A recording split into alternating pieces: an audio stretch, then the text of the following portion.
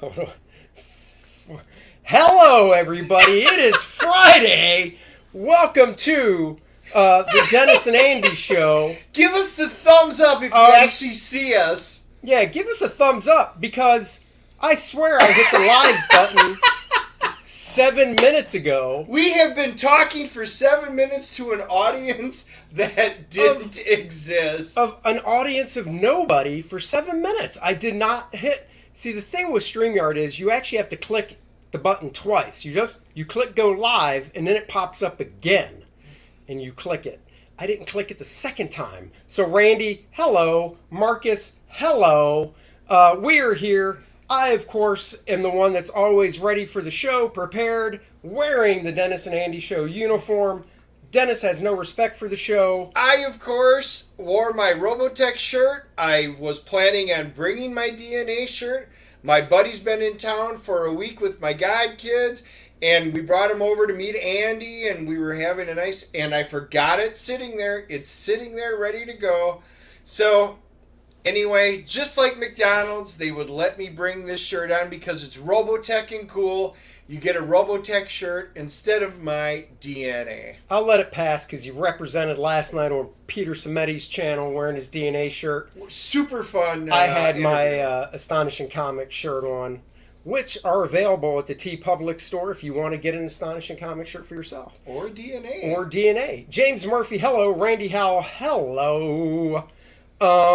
Let's see. Aaron Sarg, hello. B.S. Warren, Marcus Killigrew, Prater7, Randy Howell popping links like a madman. Hello. One of our guests is here. Our guest today is Mark Poulton, and Chris Graves is going to be joining us as well, the artist of the project. We'll get to him in a moment. But first, we want to raise a toast. A toast to the 4th of July, to America. And we're not doing it with Bud Light. Hell no. We're doing it with Ultra Right. That's right. The beer for conservative dads and men baby. Everywhere. We no got garbage, this. No nothing except pure America. Brewed and canned by Big Kettle Brewing in Lawrenceville, Georgia. They put this out, started marketing it like a few days after that Bud Light garbage Dylan Mulvaney crap. We ordered it. It came a few days ago, and we saved it for the stream. Cheers, buddy. Cheers. Let's see how it tastes. Happy Smells like beer. America. That is Miller. That is a typical Miller tasting beer. I'm not knocking it, but that's what it is. If I had it in a glass, it probably looks just like any other type of ale, yellow, but it's not bad. We got a 6-pack. 3 for each, 1 to drink, 1 to never open, and another 1 to drink on another live stream. If I'm going to give my money for basic beer to anybody, I would rather give it to a conservative American. Brewed here in Georgia. Hell yeah. We do love microbreweries, so, AJ gave us a bunch of really cool microbrewery beers from Indiana, and we will be taking those one at a time and giving you guys our opinion of them. This tastes like Miller. And you know what? Those of you that love Miller, I would say Ultra Right is a beer. You're going to pay a little bit more, but it's going to a good company. I don't even remember what it cost. I think it was like $20. It was like $20. But that's okay. It's an independent brewer. It's not a big company and stuff, so that's fine. Support it. Another swig. Yep. And we'll be periodically drinking throughout the show. That's and I'm not right. driving today. Woohoo! That's right. That's what your wife's for. James Murphy tastes like Miller, no filler, but it don't taste like Bud Light because it's all right, America. Less filling, tastes great. I think right. It tastes fine. Less filling. Boy, that reminds me of an ad that should be coming out. I know. It says, tag us on social media enjoying your Ultra Right beer.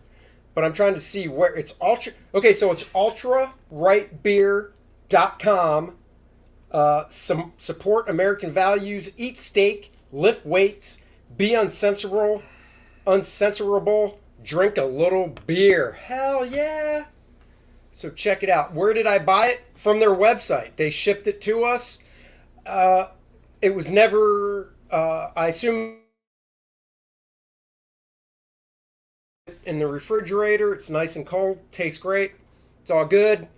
Until Mark gets here, we'll bring on Chris Graves. Hello. Yo, how you doing, guys? How you doing, man? All right. Oh, I got to fix this so we can actually. Is that me? There we go. I hear an echo. I don't know if that's me or you. It's ultra right, Chris. Oh, yeah. Ultra right. Steaks and weights, man. It's right up my Steaks alley. and weights. You know all about that. Look at you. Good Lord. So what's going on, boys? Not too much. It was good meeting you last weekend or two hell weekends yeah. ago, whatever. Yeah. Time flies. Yeah, we were talking about that, man. Like how it was just a great vibe all around. Yeah, it really was. So are you located in Jersey then? Yeah, man. I'm South Jersey, like 10 minutes from Mark. Oh, okay, cool. Yeah, Cool. So how many hours do you put in working out to be that big? yeah. Nah, less hours, a lot of steroids. Damn it, that's my problem. That's my problem. I just need to juice it in the butt cheek. You know, few but times a I week. bet they're conservative American steroids. Right, That's right. right. Homegrown, you know. That's right. Local. Love it. None of that Mexican garbage. Come on now. That stuff. Nah, like man. balls Yeah, fall yeah. off. Oh, Jesus Christ. Tell me about it. Steroidos. You grow a That's third right. nut or something. Exactly. What's up, Phil? So yeah, so that's cool. I'm glad you could join us today. Oh, yeah, Uh, man. how Good is deal. so? Give us a little bit about your background and stuff, art wise. Yeah, we've had Mark on. Yeah, so we've had Mark on We before. know him, and I think, if I'm not mistaken, this is the first time you've gotten to come on. So we Yeah, always man. like to ask, what's your origin story? So my origin story was I was a consummate doodler, but I never really considered doing art professionally at all. And then a buddy of mine brought me a tattoo kit that he got off Amazon, and then I started playing around with that, and then I started trying my hand at comics, and especially when COVID hit, just to get some extra income, I started doing a couple covers, and I just got published probably like 3 years ago. Oh, that's cool. You know, it's funny. You were a constant doodler. Dennis was a constant diddler when he was Boy Scout leader. Almost the same. Wow. I mean, I'm a diddler, but a self diddler. So I don't know Right. about the Boy Scout stuff, you know.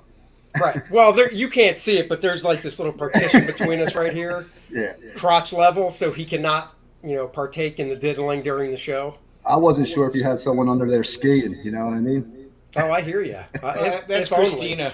Yeah, exactly.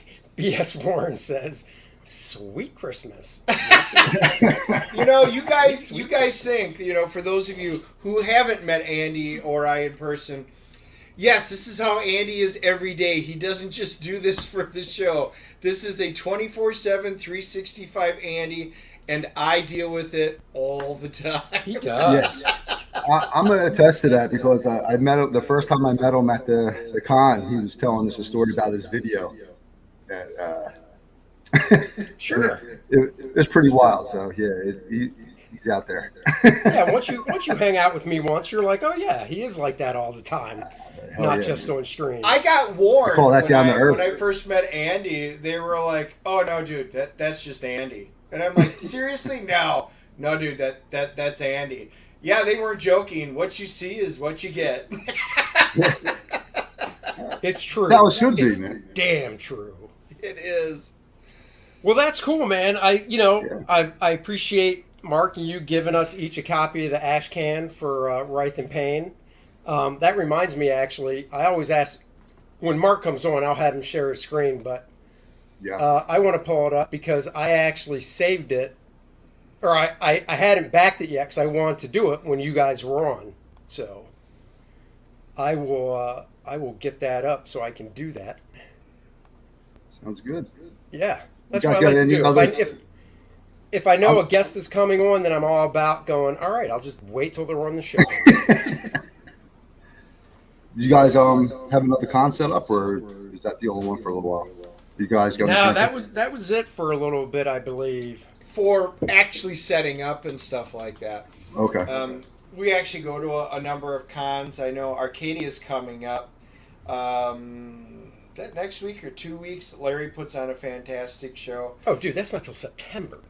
Oh, is it really that far out? I was thinking Yeah, it was dude. coming up. I don't know. God, you're insane. There's so many You're shows. so insane. I'm not insane. You are. My entire last 3 weeks has just been, it's been a blur. It's just been really completely nonstop. There it is. That's right. I found it. Let me, There it is. I found it. A little quick image or search on Indiegogo, and boom. So then, would I be correct in saying this is your first full book you're doing here? Correct. Yep. Wow, I did. You're doing pencils and inks, correct? Or Yes. wow. Well, I'm having like things like Chance Wolf. He's a buddy of mine. And Oh yeah, I know who he is. Yeah, I've never met him, but I know who he is. Yeah. Yeah, he's the man. I hooked up with him about 3 years ago. We both did a cover for a book, and then he's seen the image that you just had up there, the double page looking spread, and he asked if he could Oh yeah. jump in on the inks, and I was more than happy to say yes. Oh, that's cool. Yeah, Well, you know what? he's done about like 10 pages, I believe. I think we should play the video. If you shared sound, I say we just play the video now so that our viewers can get a sense of the book so we can ask questions. All right, well, let's see if I did. Let me know if you guys can hear this. Can you hear it? Yes, sir.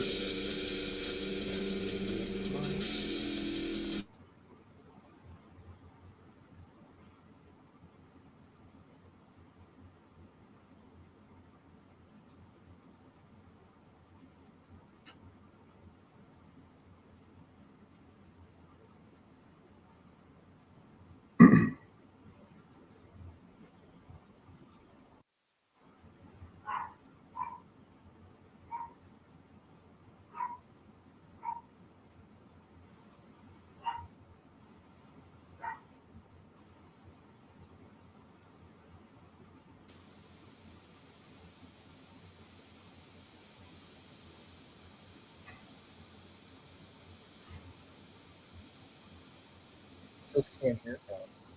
Oh, what? Says there's no sound. Can't hear Oh, it now. well, that was the end. I think what happened.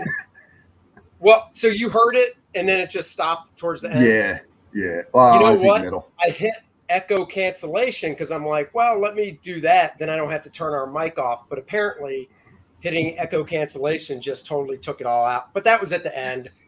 So Is this Friday the 13th? Live It and feels learn. like it. The show didn't start. We were live and laughing, and nobody was there talking with us. We're like, what?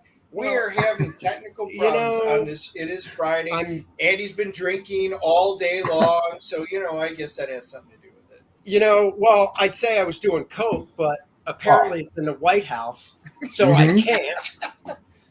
Good Lord. Well, you just have to check it out of the library. my library. They don't know where it went. Guys, I can tell you this. If I misplace something and then I find it, like, oh, Dennis, I misplaced my pencil. Well, where'd you find it? I found it in my kitchen. You know what? The next day, I'm not going to go, Dennis, I was wrong. I found my pencil in my living room. And then the next day, I'm not going to go, no. I was wrong, Dennis. I found my pencil in my laundry room. And then, no, that's not my pencil. No. That's somebody else's pencil that was walking through my house Right. and must have left my pencil sitting there. Right. Wow. Anyway, now we know about Andy's pencil. That's right. It's Wow. short, not very sharp. My wife can attest to that. Stop. All right, let's look at this sucker now. I'm going to Mhm. back it like I said. What's up, Genuine Comics? Hello. All right, let's see. Oh, you don't have your laptop. I do That's not. right. Again, this was a weird day, and I have no laptop. Back it on your phone. Oh, actually, I can. See? Dennis usually does the same thing, but yeah, he forgot his laptop, which is weird. Usually you only see Dennis from like here up. Yeah, you guys get the full bus shot. Oh yeah, This gunshot. man who's put on a little extra weight this last week. And I apologize to you all. All right, let's see. I'm probably going to be getting your cover because Oh, well, I that's appreciate the it. one Oh, you know what? Here's a question that you can answer. Shoot. On the black and white edition, Yes. word balloons or not? Word balloons. There The will idea is, be. yeah. So like this way, if you're just into the black and whites, but you still want to be able to read the story, that was our thought process.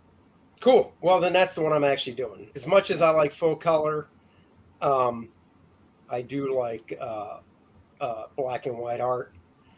But see, and that's the thing, because like when the Kor-Drath one, it really is more of an artist edition, and because none of the pages have balloons on them, we're not doing any, in it either.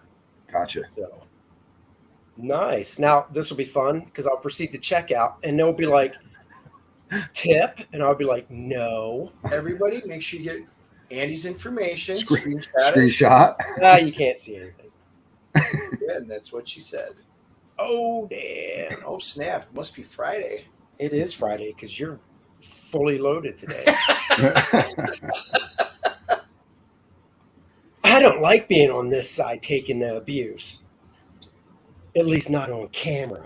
Exactly. There I am. Look at that. Hell yeah. I love how they show this little dog now, too.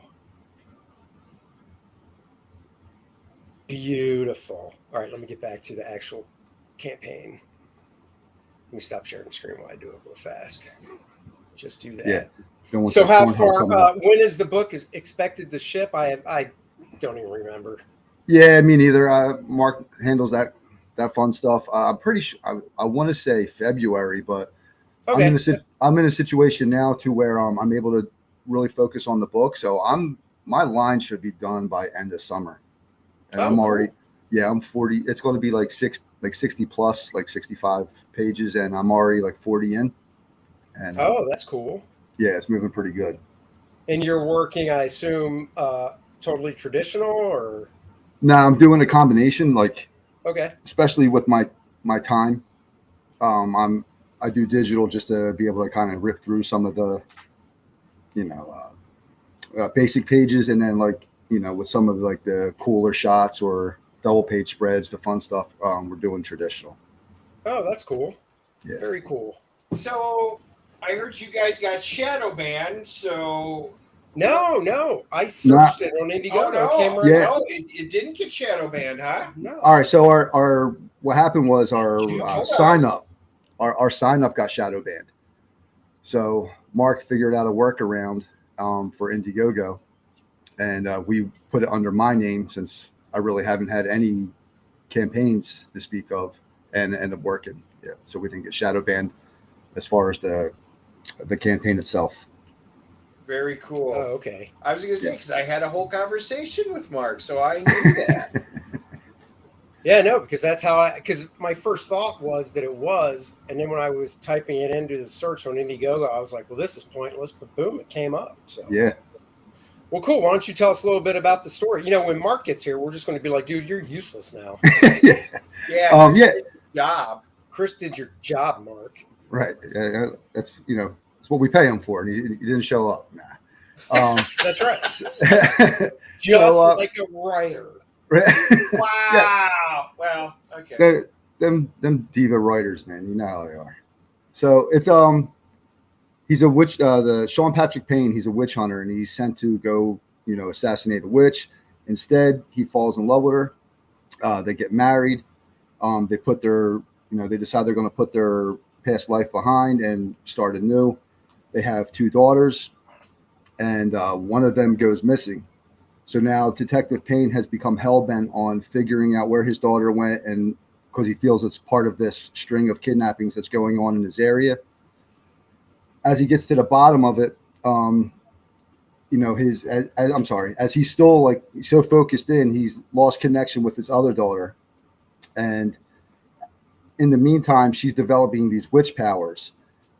As he gets close to finding out what's going on, he realizes they got to come together. So it's witch and witch hunter father have to come together and stop this evil that's going on in the town. While he's in the midst of doing this, he gets himself cursed in what we're calling the suit of Sullen. So it's basically, it forces the person who's wearing it to be surrounded by these tortured souls, and it puts you in perpetual agony, but at the same time gives you this Hulk-like ability with these tendrils that kind of flip around, and it makes you also the servant of the person that cast you in it. Okay. like I said, I looked through the ash can. I dug it. It gives me a Tony Daniel, Greg Capullo / vibe in regards to what you're doing art wise. Um, I love stuff from the '90s, and that's a vibe I get from it too. So I think that's Yeah. really cool.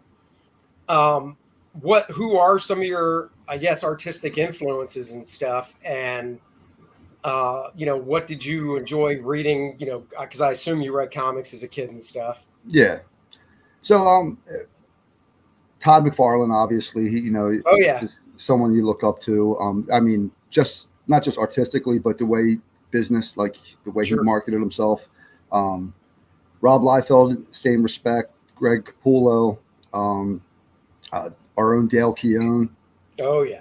It's same thing. I love that '90s in your face art, man. Like that shit where it's just stuff's jumping off the page at you, and putting all the details in. So that's what I'm trying to bring with this book here. Cool. Well, I'm curious of how the collaboration started. Is it something who contacted who, and how did you kind of get involved in the creative process? Yeah, so I've been, you know, backing things with Comicsgate since I guess 2018, I guess it was, and Okay. one of them was Mark Poulton and Vineland. They put out an art contest, or it was like a pinup for a book, and I had submitted, and I had a brief conversation with Mark back then. Well, then I'm on Facebook, and I guess we were Facebook friends. I didn't realize it. I see that he's working out and that he's a local guy. Yeah. So me trying to do my own thing and get a campaign going, I'm like, well, fuck. Let me touch base with this guy. I'll see if we can work out and maybe pick his brain a little bit. And so I shot him a message. He agreed. We hooked up, and I told him about my characters, and he saw the character designs. And he offered to write it, man. He's like, look, if you don't have anything going on, I'd be happy to do it, which was perfect because, one, I knew nothing about campaigns. And I knew this man has just been, that's all he does is campaigns, right? So, and also putting the story together. Like I have cool ideas, well, what I think are cool ideas and scenes that I see, but I was struggling having to get them into like a cohesive linear story. Right. And, he just jumped in. I said, look, there's certain things that I definitely want in there, but you have free reign, and he's just done some awesome shit, man. And I can't wait for everybody to get a hold of it. So that's really cool. So you actually, because that was a question I had as kind of a follow-up, but you answered it, was, so you actually had these characters designed when you took the idea to Mark. They were already visualized and everything. Yes. Yeah, I had the characters designed and like a very basic story. Like I kind of knew where I wanted the setting to be. Right. But like building stuff around it, like, Mark, created like the whole background with the witch hunter and the wife. Like he's doing a lot of cool stuff that I wouldn't have thought of. But yeah, as far as the designs were ready to go. I've been kind of working on them like here and there for about 6 or 7 years, give or take. Oh, that's cool. Yeah. That's really cool. When you were, so getting back to the, when you were a kid and stuff, what, do you remember what the first, we always like to ask this, what the first comic was you read? I can't remember the first comic I read, to be honest. It had to be Spider-Man. That much I know. I was watching the cartoons before comics, believe it or not. And then my old man had bought me like one of them ski masks. It was, fucking Spider-Man with the web on. I'm running around. My old man, he even made he took string and made this big ass spider web so I could just fucking throw it at people. It was. Oh, wow. I was just so into him at the time. And then I think it was a buddy of mine brought in an Amazing Spider-Man from that Todd McFarlane had did. And then my mind was just kind of blown from there. And then that's when, I started collecting a lot of Todd's work as far as Spider-Man comics go, which led to Image, which led to a lot of the Spawn stuff also. So are you totally self-taught, or did you go to art school after high school or any type of college for art or anything? Or I didn't do anything official, but it's hard to say self-taught, especially with all the videos and stuff that's out there. And because you're pretty much, you're getting a lesson from the guys that done it before you, especially like, Jim Lee and some of these other guys that are putting videos out there. But yeah, for the most part, it's just been, just drawing. That does bring up a really good point though, because on the Kings Monday night, somebody in the chat asked, super chatted Ethan and asked the panel basically what they recommend in regards to like art schools or learning or, what to do after high school. I think the person was like 17, not from the United States. I can't remember what country they lived in, but, I know I said, and some of the other people did too, was honestly, just go to YouTube. I mean, Dave Finch's channel, he does a bunch of how-to stuff on his channel. You can find everything, and it's not just comics, it's anything. It's like, I want to oil paint portraits. Okay, go to YouTube. Now it is a little harder because, you can't ask questions and get a nice back and forth. So it is limiting, but compared to when I was growing up, I went to art school in '88. There was no internet, nothing like that. It was just books, basically, and that's it. And how-to books are good to an extent, but I'm the type that, yes, I learned things from reading how to draw books, but I learned faster when somebody showed me. Yeah, I agree. People have now. I think that's how, I don't know, maybe most creatives are kind of wired that way, because I'm the same way. You can tell me till you're blue in the fucking face. Until you kind of put it down and you explain it to me, I'm not really going to grasp it. And so, yeah, there's something to school about. It's kind of fast track. So all the mistakes that you'll make that someone will see and let you know later on, you'll have that guy that's or whoever showing you, okay, well, this is fucked up. You got to move it. You got to move it along here or fix this here. But I mean, what you're paying to go to these schools, I mean, depending on the job you're trying to get, you got to really decide if it's worth that investment for you. So yeah, I mean, for instance, I know the Kubert School. I know, I think the tuition's pretty much, maybe a little more than double from when I went. So it's not really that bad. Okay. When I went to the Kubert School, it was like $8,500 a year. So I think it's still under 20 a year. So I mean, that's really not that bad. Right. But you look at a place like SCAD, right, in Savannah, and that place, I think if you're out of state going there, coming in from out of state, I think you're looking at almost 45, 50 grand a year. Oh shit. Yeah. And you don't need it's like you get a bachelor's degree. That's nice. But to do comics, I mean, honestly, to do anything art wise, even, video game design and concept design, stuff like that for movies, storyboards, whatever, you don't need a degree. And I've talked to enough art directors and have seen enough ads where, in the ad for on-site concept designer, say a video game company, the ad might say, bachelor's degree and blah, blah, blah. But I've talked to enough art directors where they're like, yeah, we kind of have to put that in. But honestly, if your portfolio rocks, we don't give a crap if you just graduated high school. Yeah, I got you. Yeah, I mean. Because it's art, I get it if it's math or something, but. Right. And at the end of the day, I mean, you can have that bachelor's all you want. If you show them the portfolio and it looks like dog shit, exactly, you're not getting hired regardless of the right degree. So. The biggest thing I tell people in regards to the Kubert School is, I like to teach, and I didn't know it back at the time when I was going. And even if I did, I wouldn't have gone to a different school. But, to teach at like a college, you have to have a bachelor's degree, if not a master's, right? So when I taught, I can only be an adjunct professor. So basically a part-time professor. And, being a part-time professor, the pay for that is crap. I mean, it's just garbage. So you're really doing it because you enjoy it. Right. And even the guy that hired me, and this is over a decade ago, was like, man, I'd love to have you full-time, but the stupid policy and rules for teaching at a university, you got to have a degree.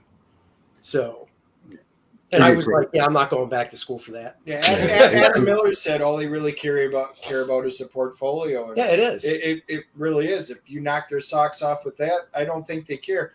Even in my old line of work, it was, on the networking side,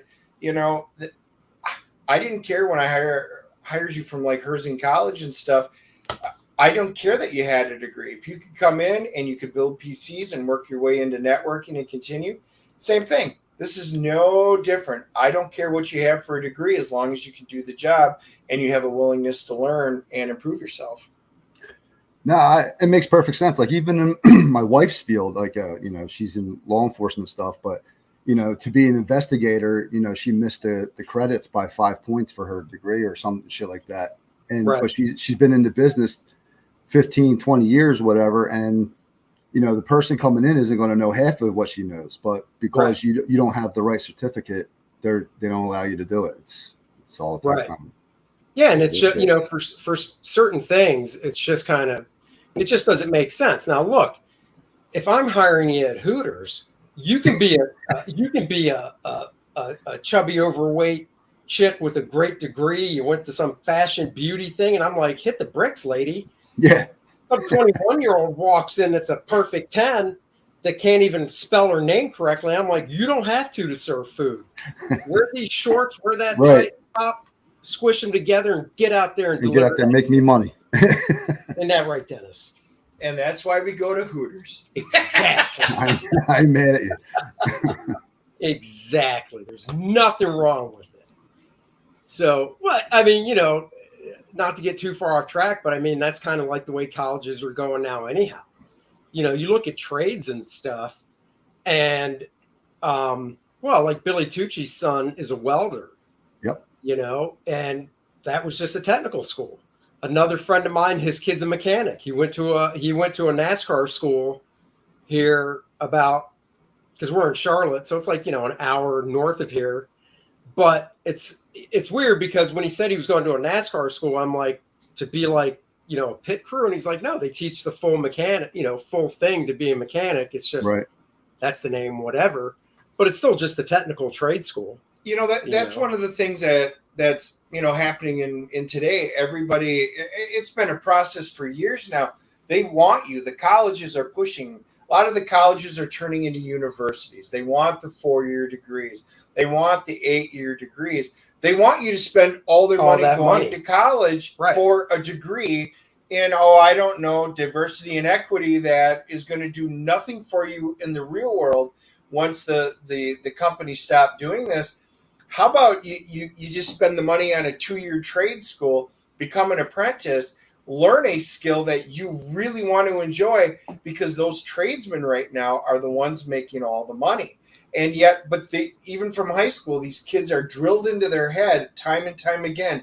You need your master's. You want your PhD. Yeah, if you're going to be a doctor or something like that, great. But seriously, try and call somebody to come over and fix your HVAC, or you take them into your car. Those are the guys that are making money because everybody's losing those skills. Yeah, no, I hear you. And, part of that is what they're teaching you, though. I mean, Christ, I remember when I'm 40, I'll be 45 in August. I remember when I was in high school, even when they had shop class and shit, for you to do, they were still kind of bashing the fact that if you wanted to be like a laborer or any type of person that work, or a tradesman that works with their hands, it's almost like, go to college, so you don't have to work so hard. So it's almost like they painted this picture like it was a bad thing. So, and maybe it's by design to force all the, not force, but, coerce these kids into going into college and getting these degrees they can't afford that don't do shit for them. And I mean, even now, like my daughter's in high school and they don't have fucking shop class in there. No, dude, my daughter, I'm right there with you. Mine graduated a few years ago, 2 years ago. And there was the biggest thing that cracks me up is, this is the computer age, right? Yep. Everything's being done on a computer. I mean, she had a Chromebook for school and all that, right? Yep. They don't have a typing class. She hunts and pecks one finger style, right? Yeah. I took a typing class in high school. They don't have they don't teach cursive. My daughter, when we go somewhere and she uses her debit card or credit card and they're like, sign your name.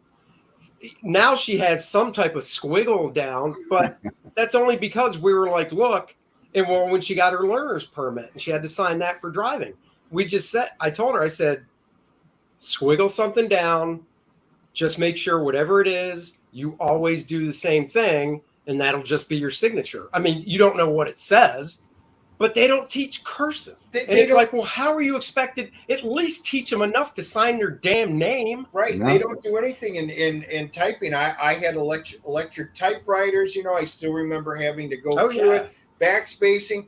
I know when Andy did it, they still had the stone tablets and you sat there and chipped away at it. But, at least they taught you a workable skill. Dennis, when I did it, I had the typewriter where once it got to the end, I had to push it back myself. Yeah, those are the good ones. Have to take the white out on there. I homeschooled my kids for a while, and first thing I did, guys, I already know that computers are going to be important. I bought them a keyboarding program. It was just called keyboarding. It was like a Border Bruns keyboarding, and man, they learned it. They all type very well and stuff like that. They go to school. Yeah, there's no cursive. There's no typing. There's no keyboarding. There's no nothing. I mean, therefore, there's no critical thinking, no writing, no nothing. It's stunning to me, actually, with what they're doing. Yeah, I don't think critical thinking is what they want, right? I think it's George Carlin. I won't try and redo the whole thing because I'll fuck it all up. But basically, they want people, to go to school. They want you smart enough to hit the buttons, but not too smart where you start thinking about how bad you're getting fucked, So they just want you to be able to get into warehouses, hit the buttons, and move on.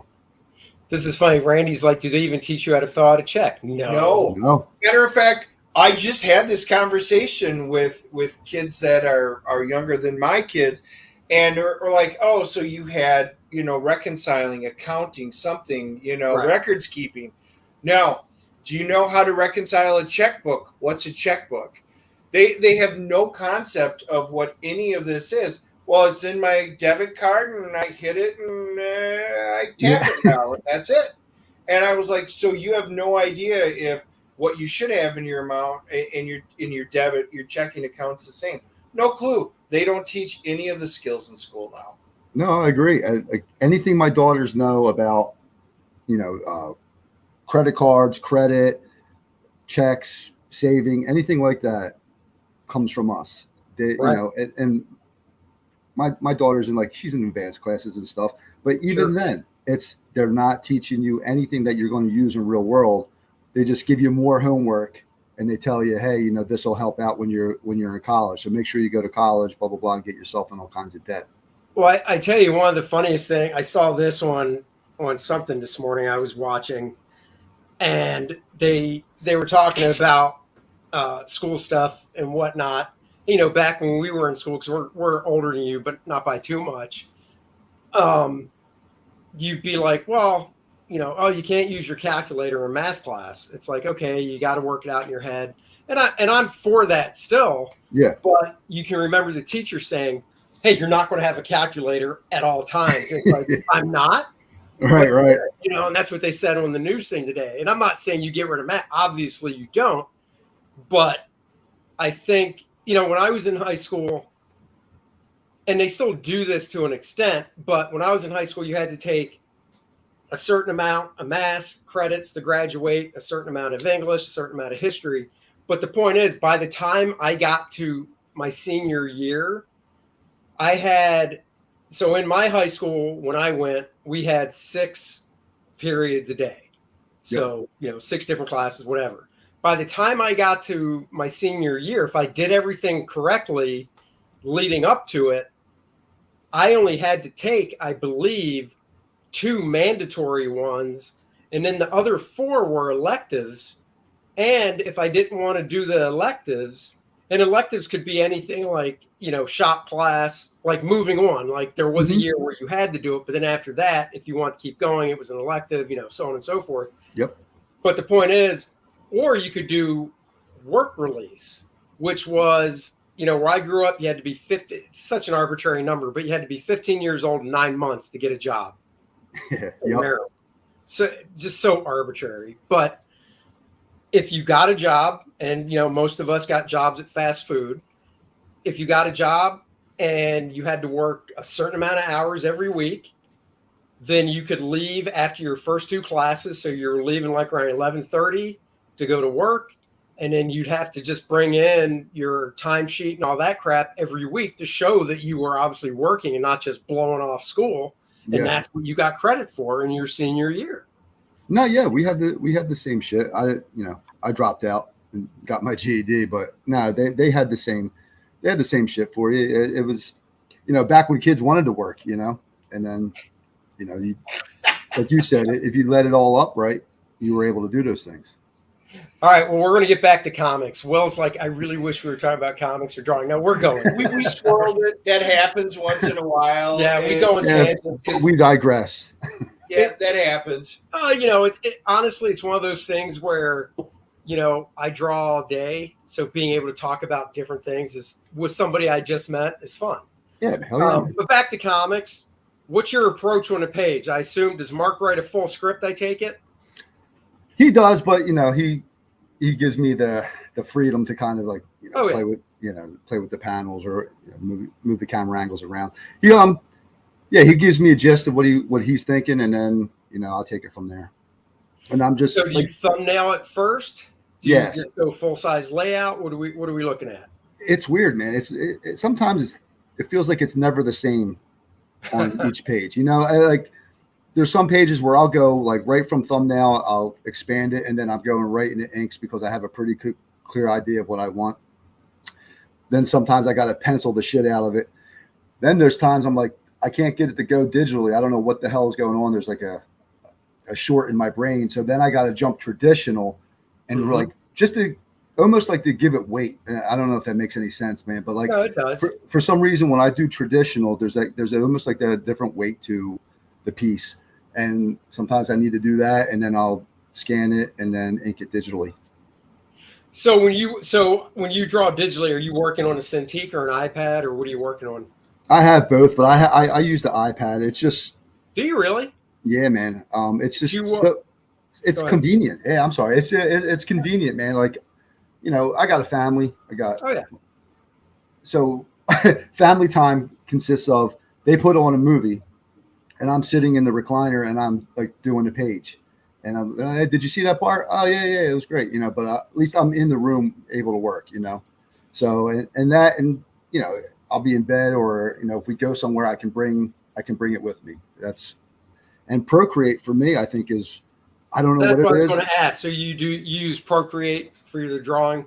Yeah, man. So for whatever reason, I can't fuck with clip art too much. Have you now? I got to be honest. I don't like the pencil tool in Procreate. Mm-hmm.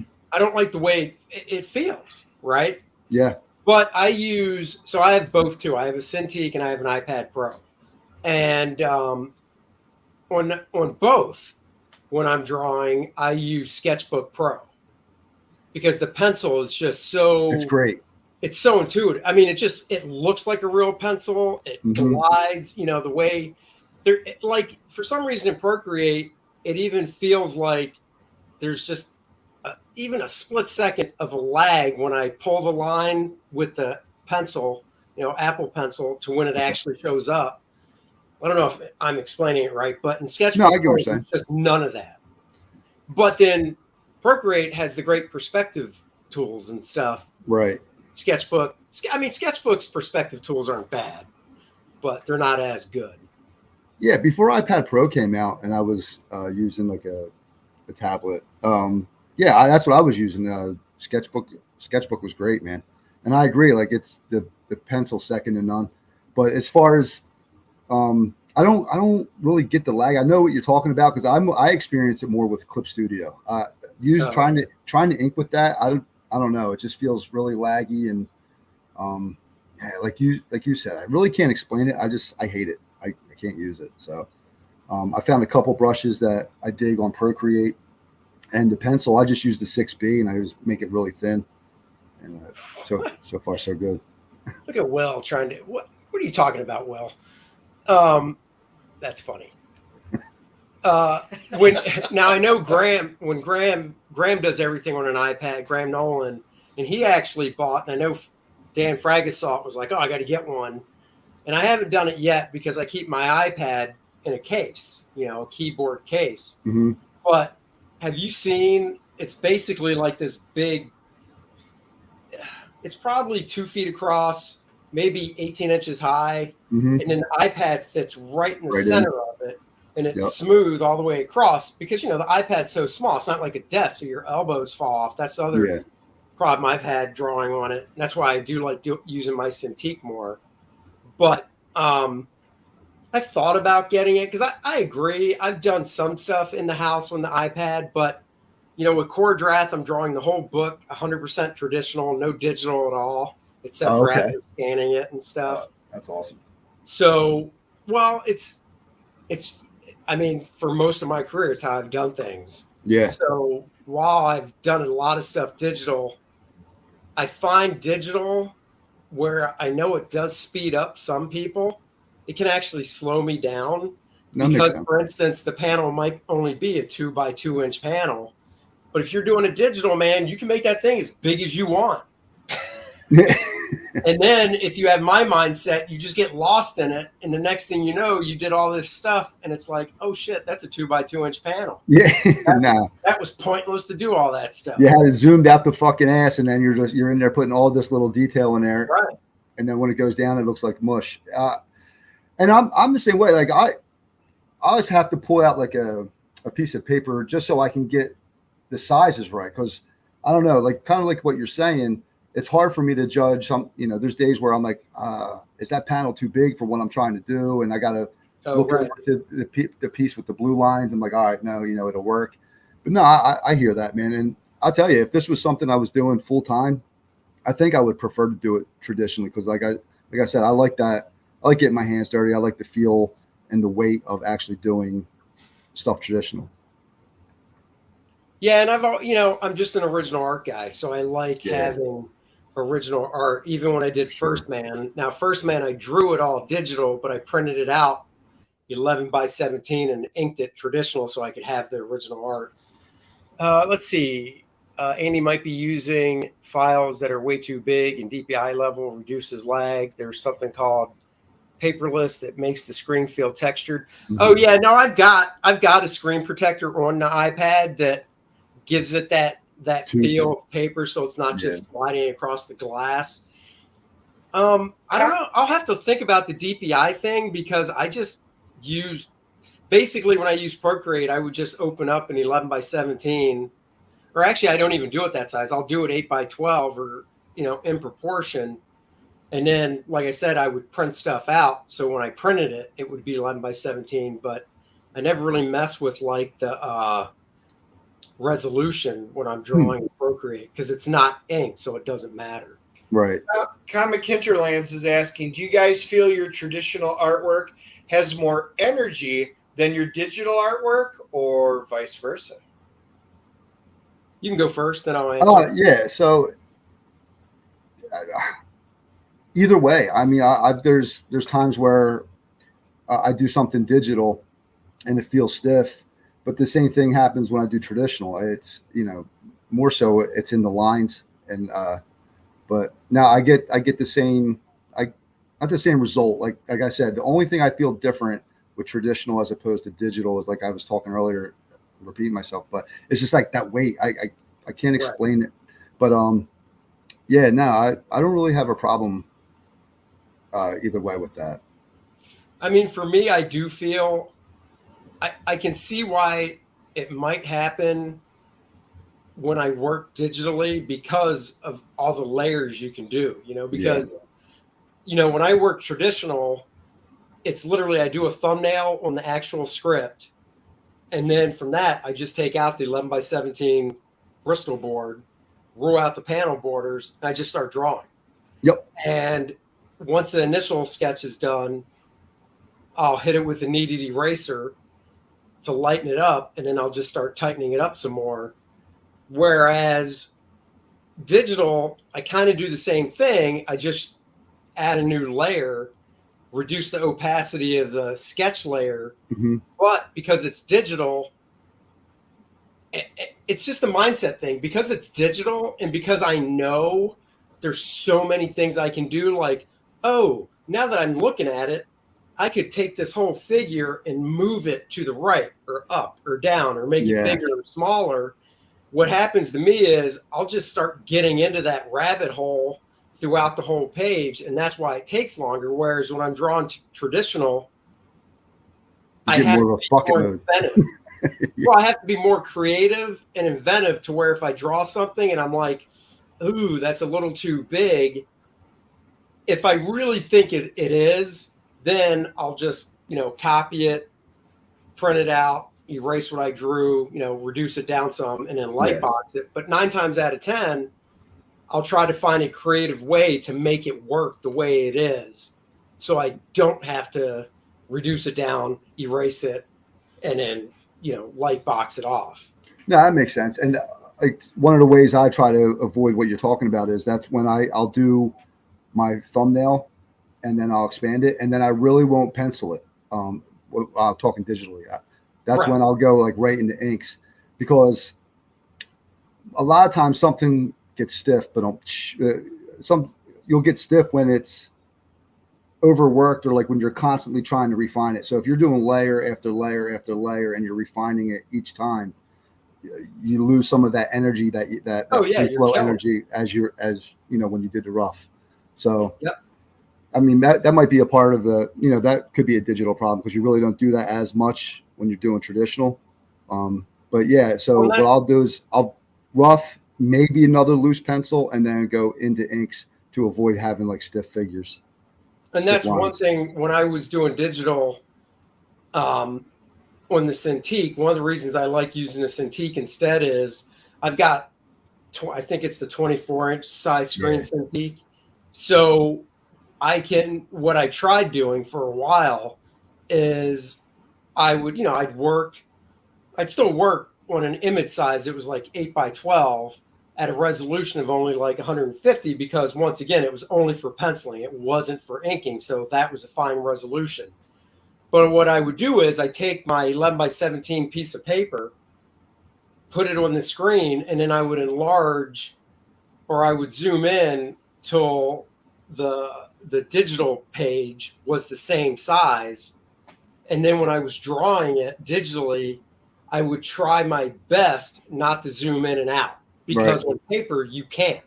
Yep. So then my mindset was, well, okay, one way to get out of that trap of taking a small panel and making it huge is never zoom in and out. Just get it to the size of what it will be in, real life traditional and never zoom in or out. No, so I tried that for a while as well. But but I have, like you said with the inking, the thing with inking digitally, I mean, it's not whiteout. You literally erase the line. Mm-hmm. So, I mean, what's the point of doing full pencils? You might as well just ink over your layouts because if you don't like the ink line, just erase it and put it down again. Put a new one. Yeah, double tap. Yeah, there's no reason to full pencil and then ink it digitally over top of that. So I get that. Yeah. Yeah, and I'm excited because I always make the joke that I wish iPad would make like an even bigger one. Oh God. Yeah, I just read they might be doing like a 14 and 16 inch like next year. So oh shit. If they get that, I'm in. No, dude, I'm with you. I get it as well. I'm just glad you said something because my iPad is a 2017. Yeah. And I've been like, I should probably upgrade it at 6 years old. But now that I know that, and if it's literally is 2024, they might do it. I will hold out. Yeah, I'm right there with you. I think mine's a first gen. I still got like the fucking round pencil or whatever the fuck they call it. Oh, really? Yeah. So wait, is yours a 12.9 inch? Mm-hmm. It was like that's like the first generation of the iPad Pros. That was a weird question. Clip it.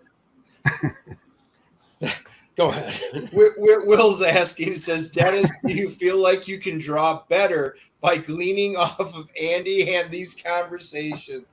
The answer is absolutely not. I did one of our earlier ones where I did my First Man. I did a sketch of First Man. That is the best stick figure. And then I wrote the number 1 ST with an arrow. That is as good as I can draw, folks. Now, I can do things like the Starship Enterprise and some technical stuff like that. That's kind of more up my alley. I can't draw worth a crap. Never have been. Never will be able to. And I don't spend any of my time doing that. Not when he can do that. I'll do all the fun stuff and do all the world building and the creating that way. I'll let him do the stuff. I can't do it. No. I did my first comic book after Star Trek 2, where I did a Star Trek manga enterprise, and I did like a little comic book and stuff. Dude, I mean, my guys' faces kind of look like manga from Robotech and stuff like that. I can't draw hands or feet to save my life. There's no point. There really is no point. I'll play games. I'll let the people who can really draw. But I appreciate the question. There you go. Hey, here's a question. Who's coloring the work? Anthony George. Now, how'd you guys? Is that somebody you knew before the project? Is it somebody Mark suggested? No, that's Mark's guy for like everything. Even I think he's doing Graveyard Shift. Oh, okay, cool. Yeah, that's his guy for Graveyard Shift, I believe. Because he did Sea Dog, right? I think so. Yeah, I'm telling you, Mark, I think even Mark will say it. If he can use them, if Anthony George has time, that's who Mark uses. Oh, that's cool. Well, sorry, Andy, I didn't know this would trigger a Star Trek conversation. Here we go. Well, everything triggers a Star Trek conversation. So if you're going to ask questions, it's going to be related to Trek or X-Men. His wife learned early on when they were having their alone time. It's called Ponfar. Not to talk, because anything she might say during that alone time would get him out of the mood and on to Star Trek. So you guys, I have a brother. We're sitting at we're big card players, right? So we're all sitting at the table playing cards and stuff like that. We're playing Oh Hell, I think it was. And I went just like that, and my wife started doing the ponfaring. My brother yells up. He's like, "Mom, Dennis and Susie are ponfaring at the table again." My mom's got no idea what any of this shit means. Can I be honest? I'm not. I don't know Star Trek for shit. There you go. You and me both, because we're sane. We're normal. We had lives outside of high school. You started talking, alone time in Star Trek. I thought maybe you were going to make a Captain Kirk's favorite position joke or something. You start getting into the technical shit. I have no idea. Oh no, well, that's where Andy would take this. Yes. I don't know anything about Star Trek. I don't know what Captain Kirk's. I know he likes green chicks, but that's about it. There you go. Who doesn't? Enough, I guess. Yeah, that's all you need to know. What type of shows did you enjoy, or do you still watch, or are you not a TV guy at all? I'm not so much anymore. Game of Thrones really pissed me off with their ending. I was so fucking invested in that, man. I was in it, and then the ending, I was just like, fuck. Now, see, I didn't watch Game of Thrones, right? But I tell you, a show that pissed me off their ending was Sons of Anarchy. Oh, see, I didn't watch that. I've been watching clips of it. I wish I did. Didn't we talk about that before? Nope. I was not a Sons of Anarchy. Man. I was a Lost fan. I know that ending, though. I know. I think I know what you're talking about. Yeah. Yeah. Okay. Lost. Did you watch Lost? No. Mm-mm. Oh, see, I watched Lost, and yeah, that one they totally shit the bed on. But yeah, Sons of Anarchy, it was such a great show. Yeah. And then basically Jax, the main character, is riding down the road in Cali and decides to take his motorcycle right in front of an 18-wheeler and just go head onto an 18-wheeler. Well, that's how his real old man went out, right? Isn't that like the connection there? It might have been. I honestly don't remember, but even if it was, I'm just like, sucks. Oh boy, you wrapped it around that way, going, well, this is how my old man did it. I guess I will. And then like Sopranos, same thing. Like, yes, you can tell me that's like an artistic ending and all that bullshit. Dude, after that much investment, it was right on. I agree with you. 40% Zed. Lost still makes me angry. I want my time back. Right? There were so many cool twists every season, something going. Some of them didn't always make sense, but they were always good. And then you literally just shit the bed at the end. I mean, honestly. I mean, this is just crap. Will says he talked to Bart Sears at Nickel City the past weekend, and he's told you a lot of stories about me. I'm sure they were all good. Not even worried about that. There's not one story he could tell that I'd go, oh, that's so embarrassing. Why would you say that? That's because you don't get embarrassed about anything. Exactly. I'm not even wearing pants right now. And I'm not embarrassed. Just don't stand up. Wait a minute. That's why I saw his hand move over. This is a It is. family-friendly stream. That's why my hands are always above table. That's right. Well, guys, go check out WRITHE PAYNE. Chris, I'm glad you could join the show. Nothing against Mark. Hell but yeah, man. it was funny because I like having Mark on. I'm assuming did he mention anything to you like he wouldn't be able to make it, or No, if I know him, like, because his job's going through like a transition of he probably got held up? he No, probably that's got held fine. up. Yeah. That's what I figured, because I mean, when we set up the time, he said he'd probably pop on around 4:15, and Yeah. I was like, dude, that's no problem. We'll kill it for 15 minutes talking about the ultra right beer and whatnot. But it's cool having somebody new on, because like Dennis said, when we have a new person, we always go, what's your origin story and stuff. And we've done that with Mark. So with Mark, we just would have been shooting the bull, which would have been fun. We'll get him around again. Oh, yeah, But man. this was really cool to be able to talk to you more, because at the show you were all the way in the cold room. Yeah, jeez. And, My balls Yeah, off in that they fucking were in the ice rink. Yeah, in the nice, comfortable side. And motherfuckers, I think they turned down the air conditioning the next day. I was even man, I tell you, I was achy. It's funny. Now, look. Thank God my chairs weren't metal. My balls would have been stuck to that fucking thing. It was so cold. Dude, I'm not an AC guy type, knowing any of that technical stuff, but I know you were sitting on top of ice. And they've got to keep it, I assume. Well, once again, you're on top of ice with literally just what? I'm looking over now at the mats that I have underneath my bench. It was just that tiny mat. Yeah, it's that little padding that you put under like a weight bench and stuff. Yeah. So that cold had to be cut, because like I couldn't believe it. Like Graham told me, this was my first year at that con, and last year Graham was in that room with Billy, and they mentioned to Dave going, don't put us in that room. So they didn't. Thank you, Graham. Yeah. But yeah. when I walked over there, I was like, oh my God. So Yeah. See, I barely noticed you come over, man. I'm like sitting there, like I'm trying to draw on sketch, and like forget it. literally my fucking hand's stiff, arthritis fucking setting in. It was fun though, because that was my first real con actually doing the show. So it was cool to freeze to death with Mark. Cool. Yeah. So Randy just popped. You picked up 2 backers on Indiegogo today and another one on FMC. Oh, fuck yeah. Thank you so much, guys. I appreciate that. That's beautiful. And before we go, we have to mention Kor-Drath, The Reckoning, guys. 76 pages. I'm starting page 69. That's the next one on the table.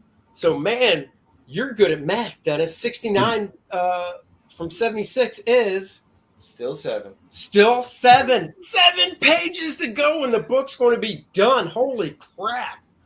We are getting to the finish line. Go check it out.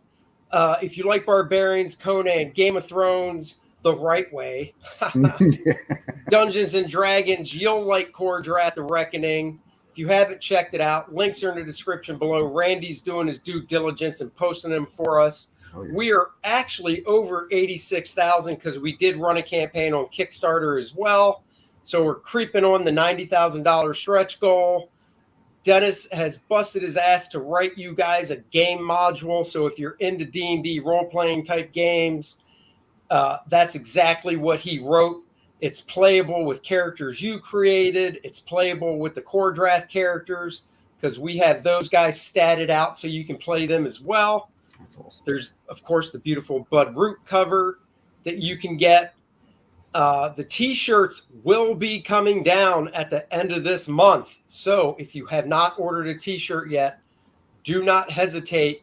Get yourself either the T-shirt, the metal edition, we call it, that features part of the cover that I did, or the Bud Root T-shirt that is a beautiful 10-color print to show off the beautiful colors Dan Lawless did. And, of course, get a beanie for when your head gets chilly, like at a convention on an ice rink. Yeah. And if you're girthy like me, you might need 2 of them. Just saying. Right, big guy. I hope you mean for your head, because obviously I need 2 of them because I'm totally bald. You have to put 2 over your head. Right. I got it. You're a 2-ply. I don't know where your mind went, sicko. Yep. Double bagging. That's right. I double bag my head in the winter. Get that. 12.9. So guys, go check out Kor-Drath, The Reckoning. We totally appreciate all your support. Hey, Will, I am reading the chat, and I was going to bring it up. They have been saying we need to have on Corin Kaiser Stone for his art book launch. Just contact probably Andy. Just contact Andy and do it. We will figure out schedules, what we can do, and we'll figure out a way to help you out. Yeah, I mean, you can always DM me on Twitter, Facebook, whatever. Shoot me a message. You can shoot Dennis a message too. He's on Twitter, Facebook, all that stuff. Yep. And shoot over a link and all that stuff. And yeah, we can definitely see. We like having guests on to talk about their work, their experience, and their campaigns and stuff. So definitely, that's not a problem. And with that, next Wednesday, yes, we are back on Wednesday. Dennis did have friends in town this week, so we bounced it to Friday so we could not skip a week and do the show. Next Wednesday, we're going to have Michael Bancroft on, the man from down under. Crikey! Might have to get Fosters out for him. Dennis, pick up a couple Fosters for next Wednesday. I think I will. And we're going to try and get some movie reviews. It's been a rough few weeks here with all the conventions, with my friends staying with us. And I have seen Indiana Jones, but we can't review it because he hasn't yet. I also saw, damn it, now I'm blanking on the name of the movie with Jennifer Lawrence, the comedy that just came out. But it was good, but Dennis hasn't seen it yet. I am going to see, I think on Sunday, hopefully, the name, the one with the child trafficking. Freedom. Yeah, Sounds of Freedom. Sounds of Freedom. And we wanted to see it, but, with my godkids and stuff in town, it wasn't a movie I was going to take them to. So we're doing that. I did get them to watch Jury Duty, so I've now seen it for the second time, and you guys will want to hear our review. Andy and I are both going to do the review on it, and I know you guys were asking about it, and I got sucked into Ted Lasso of all things, even though it's now over. I was not one that watched it, and damn them for making me do it. All right, dude, definitely hit me up, and we'll see what we can do. And yeah, next Wednesday is Bancroft. We'll be back then. Chris, hang out behind the scenes real quick while we end it. And we'll talk to you guys next week. Everybody have a great weekend. Be safe. Have fun. We're going to finish off these ultra right. Mine's already done. Well, mine actually is pretty much done. Steaks and weights, baby. Steaks and weights. That's right, baby. Steaks and weights. We'll see you guys next week. Bye-bye, everybody. Thank you.